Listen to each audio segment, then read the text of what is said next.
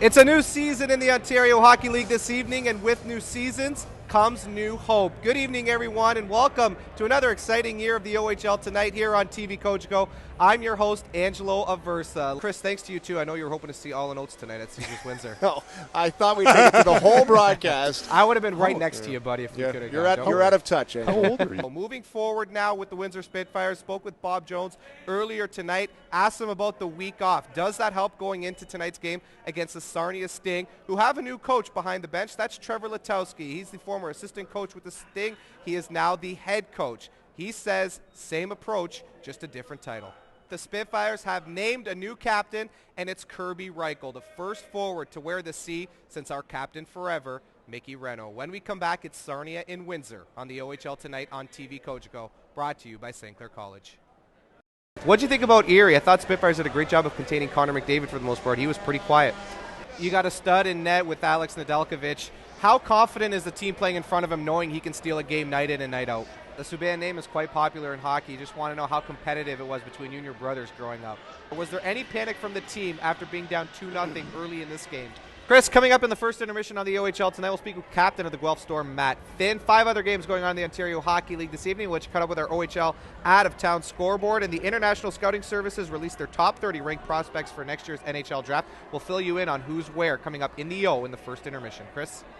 Your cousin is Carlo Koliakovo, who played many years in the NHL. What advice has he given you as you get ready for your professional career? I know you love saying his name, so let's talk about Cristiano Di Giacinto, who plays his first game as a Windsor Spitfire. The Italian guy could say it, no problem, eh? He's got like 4 Italians on this team now. Know. I'm in heaven. Being down 2-0 in a game, especially after 20 minutes of play, does the game plan change at all for the next 40 minutes? We'll get you out of here on this. Obviously, winning back-to-back OHL championships for the London Knights, a great accomplishment, but falling short in the Memorial Cup the past 2 years. If they don't win a Memorial Cup this year on home ice, does this team look at it as a disappointing season? And with the Guelph Storm, I'm starting to wonder now, with them being ranked second in the CHL top 10, everybody's talking about teams got to make a move to match up with London the rest of the way. There might be a point in this season when the teams like Guelph, Kingston, Oshawa, who's been a surprise in East, maybe they sit back if London doesn't pull it together and they go, we don't have to give up a lot of our future picks, future young players. Maybe we're content with the team we have now that can give London a run for the money. When leading after the first period, Windsor has been good, perfect. As a matter of fact, they're 6-0. When trailing after the first period, just 1-5. To start the second period, here's Chris McLeod and Johnny Cullen. Tim Warnsby of CBC.ca wrote a really great article on Terry Duray, the assistant GM here at Windsor, about his life story and now how he became part of the Windsor Spitfires organization. How key has he been putting this team together? Oh, he's great. Good stuff, guys. When it comes to Windsor and Mississauga, offensively, they've put up just about the same amount of goals so far through the season. Windsor at 74, Mississauga at 72. It's the Steelheads and Spitfires next on the OHL Tonight on TV Coach Go, brought to you by St. Clair College.